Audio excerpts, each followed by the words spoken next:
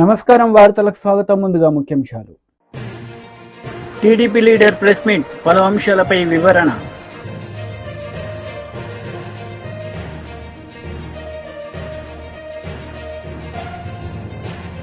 BJP MLA Ramanareddy press meet, పలు అంశాలపై వివరణ. వైసీపీ లీడర్ మీడియా సమావేశం నిర్వహించారు. ఈ సందర్భంగా పలు అంశాలపై ఆయన మాట్లాడారు. అంతా గొప్పగా పనిచేసిన సందర్భం. మరి ఈ చంద్రబాబు నాయుడు గారు వచ్చిన తర్వాత వాలంటీర్లకి 10,000 రూపాయలు మరి వాళ్ళకి స్టైఫండ్ కానీ లేకపోతే ఇస్తానని చెప్పి మరి వాళ్ళని ఏ రకంగా తీసేసిన సందర్భాలు, వాలంటీర్ సిస్టమ్నే మొత్తం నిర్మూలన చేసిన సందర్భం. రాష్ట్ర వ్యాప్తంగా 4 లక్షల మంది పిల్లలు వాలంటీర్ పిల్లల్ని తీసేసిన సందర్భం. మరి ఇది ఎక్కడికి వెళ్ళిపోతా ఉన్నాము? మరి ఇదే చంద్రబాబు నాయుడు గారు నిరుద్యోగ భృతి 3,000 ఇస్తా అన్నాడు. మరి వాలంటీర్స్ కూడా పాపం చాలామందికి ఉద్యోగ ఉపాధి లేకపోవడం వలన కదా మరి వాలంటీర్స్ కింద వస్తూ ఉన్నారు. మరి నిజంగా ఆ రకంగా ఆలోచన చేసిన ఈ వాలంటీర్ సిస్టమ్ని కంటిన్యూ చేయాలి కదా. మరి ఈయనే మాటలు ఇచ్చాడు ఇదే చంద్రబాబు నాయుడు గారు. మరి మాటలు ఇచ్చి వాగ్దానాలు చేసి మరి ఏ రకంగా వాలంటీర్ సిస్టమ్ని పూర్తిగా నిర్వీర్యం చేసిన సందర్భం. మరి ఇది మోసం కాదా అని అడుగుతా ఉన్నా. ఇదే చంద్రబాబు నాయుడు గారు అసెంబ్లీ వేదికగా ఆయన చెప్పిన మాటలు ఏమని చెప్తా ఉన్నాడు? భయం వేస్తూ ఉందంట. మేము సూపర్ 6 అనే హామీలు ఇచ్చాము, అది చూస్తుంటే భయం వేస్తూ ఉంది, ముందుకు వెళ్ళలేని పరిస్థితులు, ప్రజలు ఆలోచన చేయాలంటున్నాడు. అంటే దానికి అర్థం ఏంటి? నీ సూపర్ 6 హామీలన్నీ ఎత్తేస్తావనే కదా. దానికి అర్థం ఏంటి? ప్రజలు ఆలోచన చేయాలి. ఇంకా నయం అర్థం చేసుకోండి, ఇంక నేను ఇవ్వలేనని డైరెక్ట్గా చెప్పేలే. అదే నాదెండ్ల మనోహర్ గారు మంత్రివర్యులు, ఆయన క్వశ్చన్ అవర్లో డైరెక్ట్గా చెప్పాడు 3 సిలిండర్లు ఇవ్వలేము అని. మరి ఇదే మంత్రి లోకేష్ గారు ఆయన ఏం చెప్తా ఉన్నాడు? అందరినీ కూర్చోబెట్టి మాట్లాడి ఎంతమంది పిల్లలు ఉన్నారో ఐడెంటిఫై చేసుకుని, అసలు ఏంది ఐడెంటిఫై చేసేది? కలెక్టర్లకి సచివాలయాల వారీగా ఏ సచివాలయంలో ఎంతెంతమంది తల్లులు ఉన్నారు, ఎంతెంతమంది పిల్లలు స్కూల్స్కి వెళ్తున్నారు అనేది ఎంతసేపు ఆ డేటా తీసుకోవడము. మరి దానికి కూడా మంగళం చెప్పిన పరిస్థితులు. మరి ఇదే ఎలక్షన్ క్యాంపెయినింగ్లో మరి ఏ రకంగా మాటలు చెప్పారు? 15,000 15,000 15,000 18,000 18,000 18,000 అని ఈ రకమైన మాటలు మాట్లాడి, ఇంకొక ఎవరో పాపం చిన్న పాప ఎవరో వస్తే మంచి హుషారుగా ఉంది, ఈ అమ్మాయికి కూడా 15,000. అసలు ఏం జరుగుతుంది? అసలు మీకన్నా అసలు డ్రామాలు ఆడేవాళ్ళు నయం. అంత గొప్పగా ప్రజల్ని వంచి డ్రామాలు ఆడారు. మేము అప్పటికి బేసిక్గా చెప్తాను ఉన్నాం. మరి ప్రజలు ఏ రకంగా ఆలోచన చేసి చంద్రబాబు నాయుడు గారు మాయలో పడ్డారో అర్థం కావటంలే. మరి రైతు భరోసాకి మంగళం పలికారా? అమ్మఒడి మొత్తం అందరి పిల్లలకి ఇచ్చేస్తా ఉన్నారు, మరి దానికి స్వస్తి చెప్పారు. మరి అదే రకంగా 1,500 రూపాయలు 18 సంవత్సరాలు దాటిన ప్రతి మహిళకి డబ్బులు ఇస్తూ ఉన్నారు. నెల 1,500. ఎక్కడికి వెళ్ళిపోయినాయి ఆ డబ్బు? ఎప్పుడు ఇస్తారు? దానికంటే ఒక నిర్దిష్టంగా చెప్పాలి కదా. మాకు ఇప్పుడు మేము సంపద సృష్టించిన తర్వాత 5 సంవత్సరాలు పోయేకి ఇస్తామని చెప్పాలా? లేకపోతే ఏదో ఒకటి చెప్పాలి కదా. ఎప్పుడు చెప్తారు? ఎప్పుడు ఇస్తారు? మరి రాష్ట్ర వ్యాప్తంగా ఉన్న మహిళలందరూ కూడా ఎదురు చూస్తూ ఉన్నారు. ఇది కాకుండా రైతు భరోసా 20,000 ఇస్తానని చెప్పారు. ఏది 20,000 ఎక్కడుంది? ఈ పాటికి జగనన్న ఉంటే. టీడీపీ లీడర్ మీడియా సమావేశం నిర్వహించారు. ఈ సందర్భంగా పలు అంశాలపై ఆయన మాట్లాడారు. 45 crores ఖర్చు పెట్టి ఈ బిల్డింగ్ కట్టారు. అదేవిధంగా ఇక్కడ ముందుంటే ఈ ముందున్న బిల్డింగ్ కూడా ఇప్పుడు చూస్తే దీనంతా కూడా పగలగొట్టి కొత్త బిల్డింగ్ కట్టబోతా ఉన్నారు. నాట్కో నన్నపనేని గారికి వీళ్ళందరికీ కూడా చాలా హృదయపూర్వక కృతజ్ఞతలు. ఇది చూసే వాళ్ళందరికీ మేము ఎందుకు ఇది పెట్టాము ఇక్కడంటే, మిగిలిన వాళ్ళు కూడా సమాజ సేవలోకి రండి, దీంట్లో కరప్షన్ లేకుండా మీరు ఇచ్చే 100 రూపాయలు రూపాయలుగా పేదవాళ్ళకు అందే విధంగా చేసే బాధ్యత ఇక్కడ ఉన్నటువంటి ప్రజాప్రతినిధులు అందరం కూడా తీసుకుంటాం. కాబట్టి మీరు ధైర్యంగా ముందుకు వచ్చి సమాజ సేవలో పాల్గొనాలని కోరుకుంటా ఉన్నాను. అదేవిధంగా సత్యకుమార్ గారికి వారికి ఫుల్ అవగాహన ఉంది రాష్ట్రంలో ఉన్నటువంటి హాస్పిటల్స్ ఏమేం చేయాలనేది. ఈ హాస్పిటల్కి కూడా లాంగ్ టర్మ్గా అంటే మనం అవసరమైనప్పుడల్లా బిల్డింగ్ కడతా ఉన్నాం, ఇలా కాకుండా ఒక కాంప్రహెన్సివ్గా అసలు ఈ హాస్పిటల్ 5-10 ఏళ్లలో ఎలా ఉండాలనే విధంగా ఒక కాంప్రహెన్సివ్ ప్లాన్ తీసుకోవటం, పార్కింగ్ కానీ ఎమర్జెన్సీ బ్లాక్ కానీ లేకపోతే ఇంకేమైనా సర్వీసులు కావాలి ఇవన్నీ చూసి చేయమని, అదేవిధంగా ఇంకా కొన్ని మాకు తెలిసిన ఇన్పుట్స్ మేము ఇచ్చా. సత్యకుమార్ గారు దానికి సానుకూలంగా స్పందించారు. అదేవిధంగా ఇక్కడ జిమ్ఖానా వారు 80 నుంచి 86 కోట్ల రూపాయలతోటి మెటర్నిటీ అండ్ చైల్డ్ పెద్ద బిల్డింగ్ 7 floors కడతా ఉన్నారు. దానికి కూడా ఎక్విప్మెంట్ ఇవన్నీ కావాల్సిన అవసరం ఉంది. కృష్ణబాబు గారిని అడిగా ఎక్విప్మెంట్ అది. ఇవి కాకుండా మిగిలిన సిఎస్ఆర్ యాక్టివిటీస్ కూడా అన్ని టేకప్ చేసి సాధ్యమైనంత తొందరగా పేద ప్రజలకు న్యాయం జరిగే విధంగా చూస్తాం. Thank you. చెప్పండి. మీరు గతంలో చెప్పారు రాష్ట్రంలో భూమి బీర్లు ఉన్నాయి, ప్రభుత్వం మాత్రం చాలా మంది ఆరోగ్యం క్షీణిస్తుంది, వాటన్నిటిని ప్రక్షాళన చేస్తారన్నారు. గత వయసులో కానీ ప్రభుత్వానికి సంబంధించిన బాధలు ఇచ్చారు. వాటన్నిటి ప్రక్షాళన చేసే దిశగా పెట్టే అవకాశం ఉందా ప్రభుత్వ అధికారులు? ఖచ్చితంగా నూతన ఎక్సైజ్ పాలసీ రాష్ట్రంలో రాబోతోంది. అదేవిధంగా శాండ్ పాలసీ ఏ రకంగా రాబోతుంది, నూతన ఎక్సైజ్ పాలసీ కూడా రాబోతోంది. ఇప్పుడు కూడా చూస్తున్నాం, ఇప్పుడు కూడా నేను వస్తూ చూశాను డీ అడిక్షన్ సెంటర్ ఇక్కడ కూడా ఉంది. రాష్ట్రంలో 25 డీ అడిక్షన్ సెంటర్లు ఆరోగ్య శాఖ నడుపుతా ఉంది.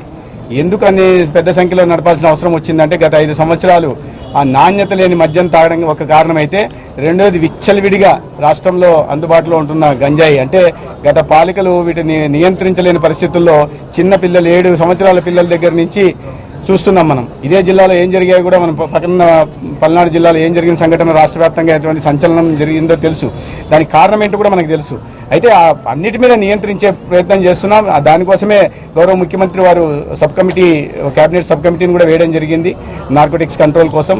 ఆ దిశగా కూడా ప్రయత్నాలు జరుగుతున్నాయి. వెంటనే ఒక ఐజీ స్థాయి అధికారిని కూడా నియమించడం జరిగింది. తర్వాత వెంటనే వాటి మీద ఒక ప్రణాళికాబద్ధంగా ముందుకెళ్లి రాష్ట్రంలో నాణ్యత లేని మద్యాన్ని, అదేవిధంగా గాంజాని, నార్కోటిక్స్ కూడా నియంత్రించే ప్రయత్నం ఖచ్చితంగా జరుగుతుంది. ఆంధ్రప్రదేశ్లో ఉన్న గవర్నమెంట్ జనరల్ హాస్పిటల్లో గుంటూరు ఆసుపత్రి ప్రథమ స్థానంలో ఉంది. ఇక్కడ శాంక్షన్డ్ బెడ్లు 1270 ఉంటే ప్రతిరోజు ఇన్పేషెంట్లు 15 నుంచి 1600 దాకా వస్తున్నారు. ఫంక్షనల్ బెడ్లు కూడా దానికి అనుగుణంగా ఉన్నాయి. అయితే ఇక్కడ ప్రత్యేకంగా చెప్పుకోవాల్సిన విషయం ఏంటంటే, నాట్కో ఫార్మా కంపెనీ వారు ఈ ఆసుపత్రిలో క్యాన్సర్ హెల్త్ కేర్ కోసం భవనాన్ని నిర్మించి ఇవ్వడం జరిగింది. ఈ సందర్భంగా వారికి ధన్యవాదాలు తెలియజేస్తూనే, అనేక మంది ఇటువంటి ఉదాత్తమైన ఆలోచనతో ముందుకు రావాల్సి ఉంది. ప్రభుత్వ రంగంలో ఉన్న వైద్యశాలలకి ఆర్థికంగా సహాయ సహకారాలు అందించాల్సి ఉంది. ప్రభుత్వం ఒకవైపు తాను చేస్తున్నవన్నీ చేస్తున్నప్పటికీ కూడా ఫిలాంథ్రపిస్టులుగా ఉంటున్న వారు సిఎస్ఆర్ కింద కానీ ఇతరత్ర సహాయ సహకారాలు అందించాల్సిన అవసరం ఉంది. అదే సందర్భంగా Guntur Gymkhana medical college old students alumni ఏదైతే ఉందో, వారు కూడా దాదాపు 100 కోట్లతో ఎంసీహెచ్ వాడికి ఇతర సౌకర్యాల మౌలిక సదుపాయాల కల్పన కోసం కూడా సహకారాలు అందించడం జరిగింది. దానికి కూడా ధన్యవాదాలు, అభినందనలు తెలియజేస్తున్నాం. ఇవాళ సిటీ సిమ్యులేటర్తో బ్రాకీ థెరపీ, అదేవిధంగా లీనియర్ యాక్సిలరేటర్తో లెవెల్ 2 ఆసుపత్రిగా ఉన్న గుంటూరు క్యాన్సర్ హెల్త్ కేర్లో లెవెల్ 1కి వెళ్ళడానికి అవసరమైన పెట్ సిటీ స్కాన్ కూడా త్వరలో ఈ ప్రజాప్రభుత్వం.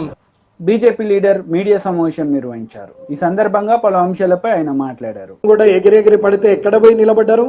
వారి జీవితంలో కూడా అనుకోకుండా గాంధీ మహాత్మ ముందట ధర్నా చేస్తామని కానీ, అసెంబ్లీ బయట కూర్చుంటామని కానీ, ధర్నా చౌక్ దగ్గరికి పోయి నిలబడతామని కానీ, ఏ ధర్నా చౌక్ అయితే ఎత్తేసారో ఆ ధర్నా చౌక్ మీద నిలబడతామని వారు కలలో కూడా ఊహించకుండొచ్చు.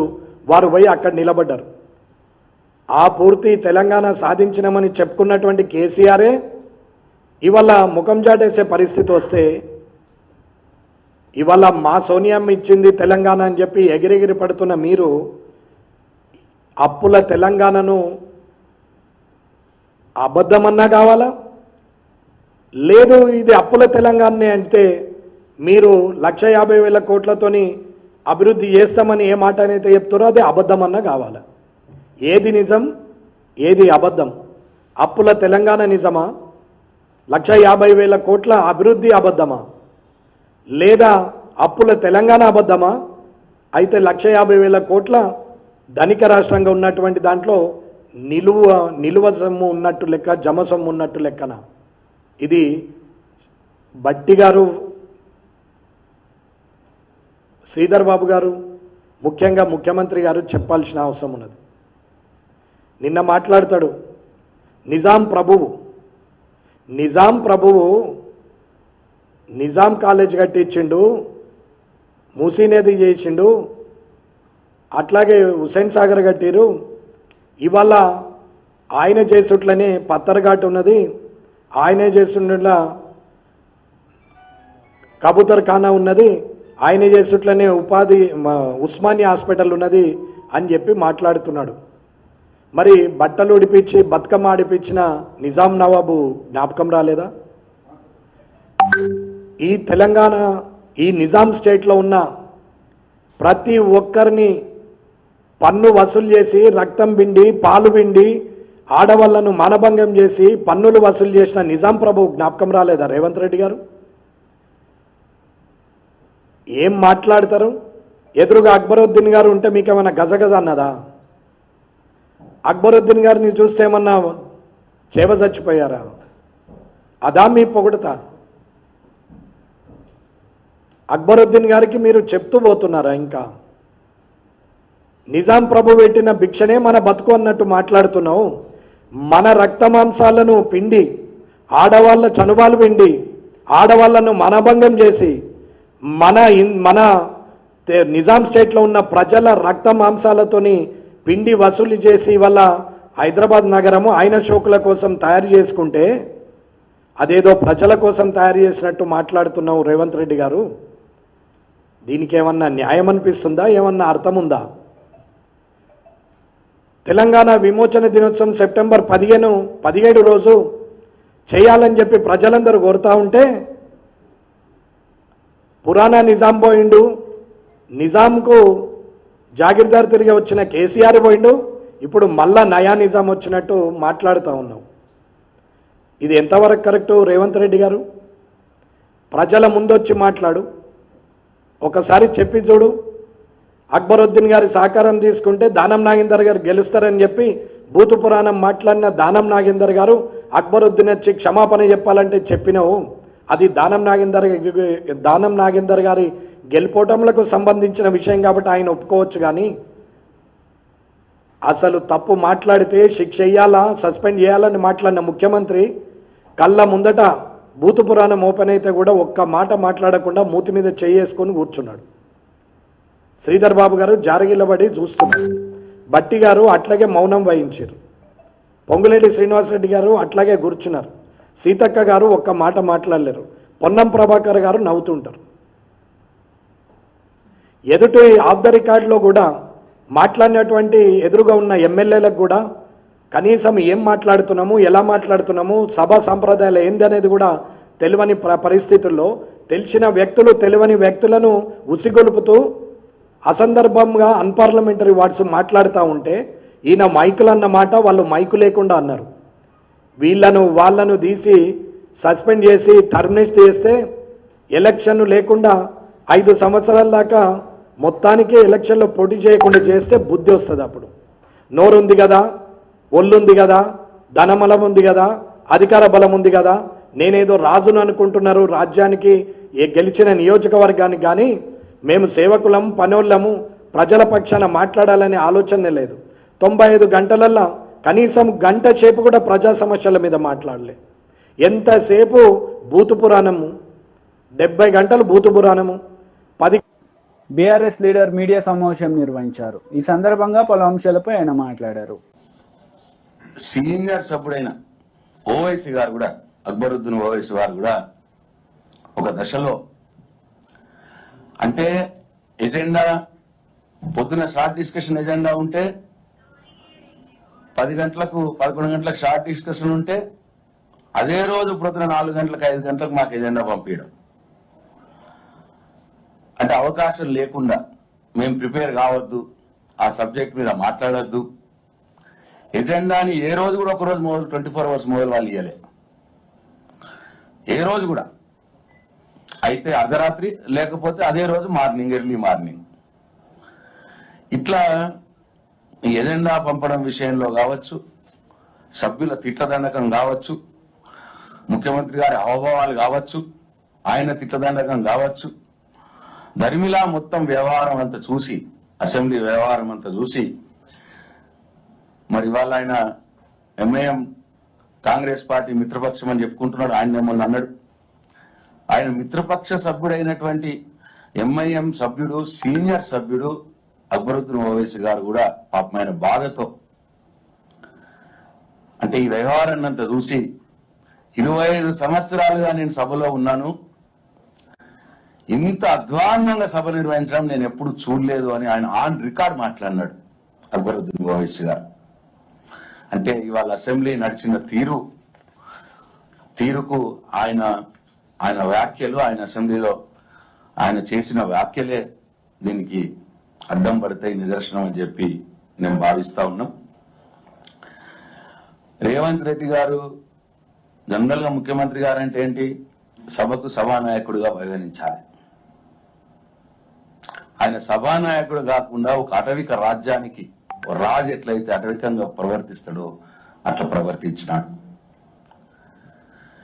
ఎప్పుడైతే స్పీకర్ గారి దయతో ప్రతిపక్షంకు ఎప్పుడైనా డిస్కస్ చేయడానికి అవకాశం దొరికినప్పుడు, మైక్ దొరికినప్పుడు మా సభ్యులు కేటీఆర్ గారు కావచ్చు, హరీష్ రావు గారు కావచ్చు, పల్లా రాజేశ్వర రెడ్డి గారు కావచ్చు, జగదీశ్వర్ రెడ్డి గారు కావచ్చు, సబితా ఇందర్ గారు కావచ్చు, వివేక్ గారు కావచ్చు, అట్లనే అనిల్ జాదవ్ గారు కావచ్చు, ఇట్లా ఎప్పుడైతే వాళ్ళు మంచిగా మాట్లాడుతున్నారో, సబ్జెక్ట్ మీద మంచిగా మాట్లాడి ప్రతిపక్షాలు పైచేయి అవుతున్నదో, ఆ సందర్భంలో ముఖ్యమంత్రి రేవంత్ రెడ్డి గారు ఒక అటవిక రాజుగా రూపాంతరం చెంది సభలోకి వచ్చేసి ఇష్టమైన తప్పుడు పత్రాలు తీసుకొచ్చేసి అవి చదివి మమ్మల్ని తిట్టి సభని తప్పుదారి పట్టించే కార్యక్రమం చేసినాడు.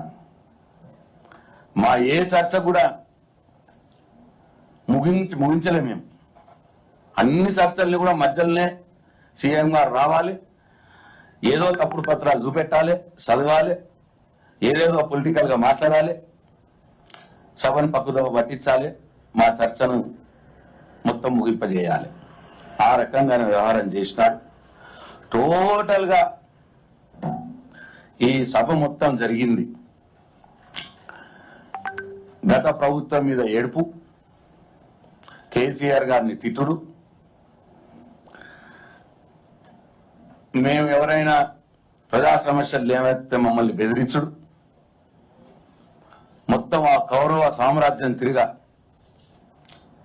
ఆ కౌరవులందరినీ మా మీదకి ఉసిగొల్పి మమ్మల్ని తిట్టిపించుడు, ఇది తప్ప వాళ్ళు చేసిందేం లేదు. మొత్తం ఎంత విచిత్రం అంటే అసలు కేసీఆర్ తెలంగాణకి ఏం చేయలేదు అంటాడు ఆయన. ఫైనల్ గా కన్నుండి చూడలేని కబోది ముఖ్యమంత్రి రేవంత్ రెడ్డి గారు. ఏమీ చేయలేదన్న మాట అంటే కేసీఆర్ ఆనవాళ్లు చెరిపేసే ఒక కుట్రలో భాగం. వైసీపీ లీడర్ మీడియా సమావేశం నిర్వహించారు. ఈ సందర్భంగా పలు అంశాలపై ఆయన మాట్లాడారు. మా పెన్షనర్స్ అంతా అడుగుతూ ఉన్నారు, ఏంటంటే మనకి ఈ అయ్యారు ఇస్తానన్నాడు కదా ఆయన వచ్చిన వెంటనే, మరి ఆ ప్రభుత్వం అప్పుడు ఇచ్చింది కదా ఇప్పుడు ఇవ్వట్లేదు అని చెప్పేసి కూడా అడుగుతా ఉన్నారు. దాన్ని తక్షణమే మరి ఆ యొక్క మధ్యంతర భృతిని ఉద్యోగస్తులకి, పెన్షనర్స్కి మరి ఇవ్వాలి అని చెప్పేసి కూడా నేను ఈ సందర్భంగా మరి ముఖ్యమంత్రి గారిని కూడా కోరుతున్నా. మరి అదేవిధంగా మరి ఈ యొక్క ఐఆర్తో పాటు రాష్ట్రంలో పనిచేస్తున్నటువంటి ఉద్యోగస్తులైతేనేంటి, పెన్షనర్స్కి రావాల్సినటువంటి బకాయిలు చాలా ఉన్నాయి. మరి అవి మేము ప్రభుత్వం వచ్చిన తర్వాతనే అవన్నీ కూడా మీకు ఇమ్మీడియట్గా మేము ఇస్తాము అని చెప్పేసి కూడా చెప్పడం జరిగింది. దాంట్లో మెయిన్గా ఉద్యోగస్తులకు రావాల్సినటువంటి జీపీఎఫ్ అయితేనేంటి, ఏపీజీఎల్ అయితేనేంటి, ఎన్కాష్మెంట్ ఆఫ్ అర్న్డ్ లీవ్ అయితేనేంటి, పిఆర్సీ లాస్ట్ పిఆర్సీ అరియర్స్ అయితేనేంటి,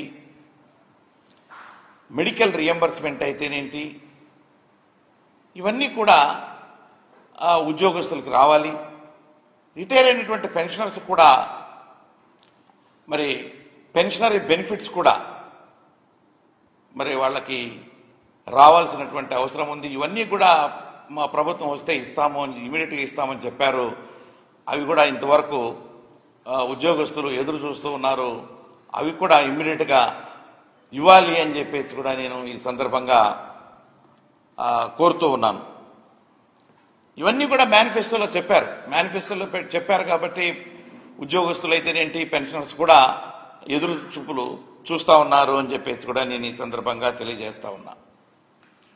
అదేవిధంగా మరి ఈ వాలంటీర్ వ్యవస్థ, మేము వస్తే వాలంటీర్స్కి 5,000 నుంచి 10,000కు చేస్తాం అని చెప్పి ప్రకటించడం, మరి ఈనాడు ఆ యొక్క వాలంటరీ వ్యవస్థ అనేది ఒక అగమ్య గోచరంగా ఉన్నది అని చెప్పేసి కూడా నేను ఈ సందర్భంగా తెలియజేస్తా ఉన్నా.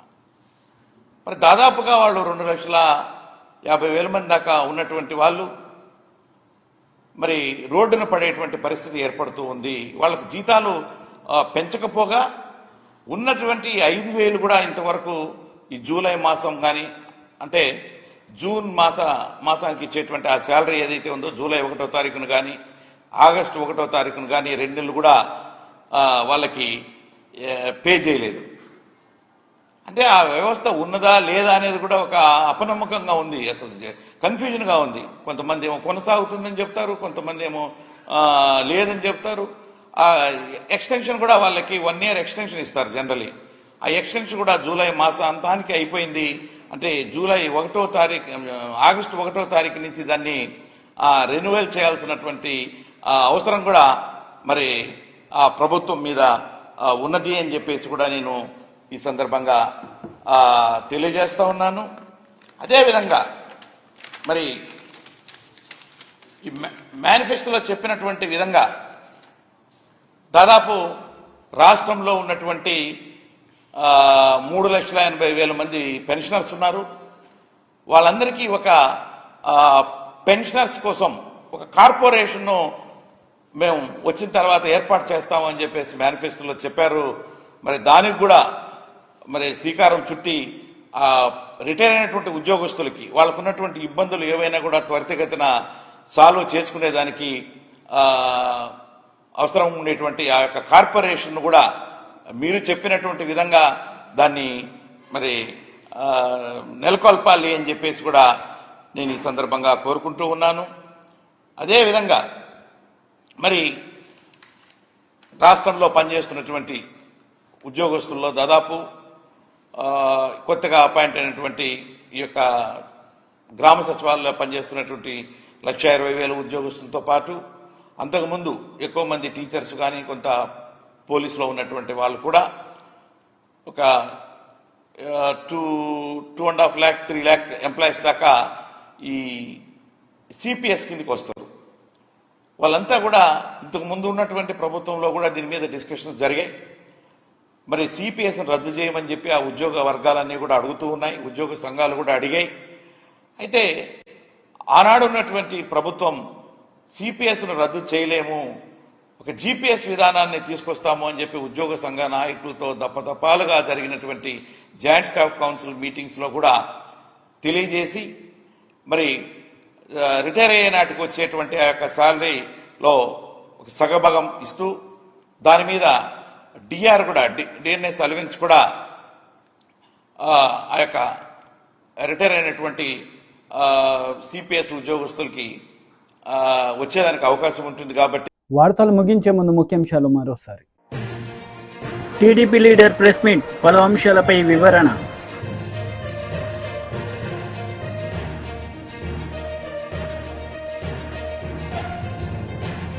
BJP MLA Ramanareddy press meet, పలు అంశాలపై వివరణ. ఈ వార్తలు ఇంతటితో సమాప్తం. తిరిగి ప్రసారమయ్యే వార్తల్లో మళ్ళీ కలుద్దాం. అంతవరకు సెలవు. నమస్తే.